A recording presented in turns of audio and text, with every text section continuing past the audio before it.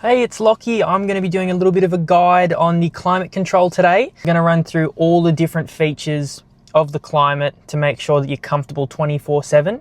The first step is once you launch the car up, if you're in your main map system, it could potentially look like it is now on display. So you've got this bottom row along here with some dials on either side. Now to get some more options, just over here you've got a couple of arrows. By pressing that, will increase climate settings, and so you can control a few more bits and pieces. So the first thing is your heated and cooled seats. So you've got the driver's side and also the passenger side along in here. So by either pressing hot or cold, so we'll go cold in this situation, that will then set it to automatic like that, which will then regulate the car based on the temperature you've got it set at. If you then press it one more time, you'll see that it will then max out your fan speed on that, and each press will reduce it until it's off again. Same for the heating. One press on the hot side takes you to automatic again, and then you can then jump between that. So you can see those two different options there. Now it's the same for the heated steering wheel, which is this one. Also has auto option as well as the 2 levels with that. Now the next thing you've got here is the direction of airflow. So by pressing this, you can cycle between from the face, legs, everything.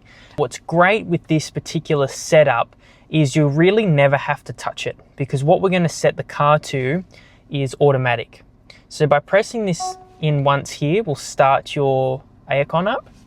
Then you've got these dials here. So by twisting them, you can then change the temperature of the inside of the car.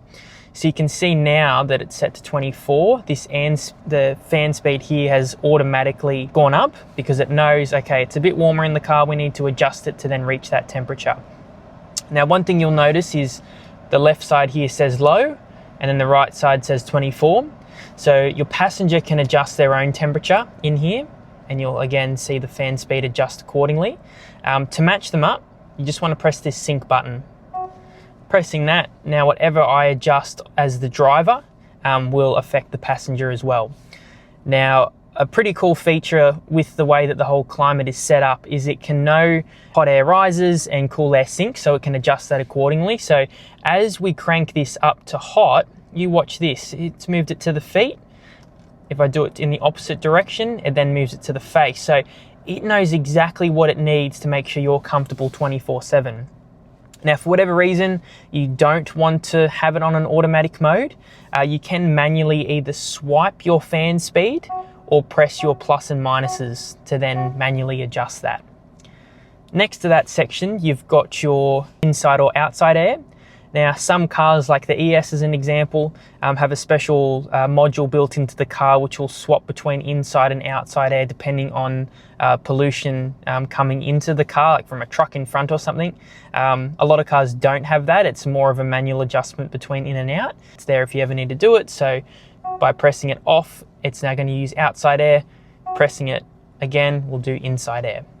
And then next to that's your AC button. So that's basically just conditions the air to make it either hotter or colder, where you can have that turned off and it will just simply blow air. So if you just want just some fresh air coming in, you can do that, but it won't cool or heat the air. So keep that in mind. Now above, you've got this front and rear section. So if you press that there, you'll see it'll swap and there's no settings. But your right side here, this will allow you to adjust the rear temperature of the car. So your rear vents can adjust it from the front.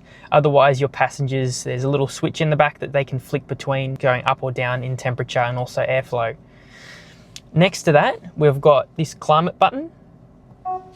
By pressing that, you've got a few options. So you've got the climate concierge, which is the adjustment comfort devices automatically by auto. So that's what we want to turn on for your seats. So as I mentioned, when you have the seats in automatic, if we have this turned on here, it will then regulate your seats and everything to match to your aircon temperature to keep you comfy all the time. It's a wonderful feature. So the S-Flow option, if that is switched off, which it will be by default, unless someone hops in the back or a door is opened, which is a slightly new update that some of the cars have received. So that basically controls whether or not your air is going to be distributed to the back or the front. So when it's off, it's going to only send the aircon to the front passengers to save fuel. By having it turned on, will then allow your rear passengers to receive air. Now, like I said, it is automatic if someone hops in the back, but if that doesn't work, you can manually turn that on. Then you've got your eco and cool option here as well.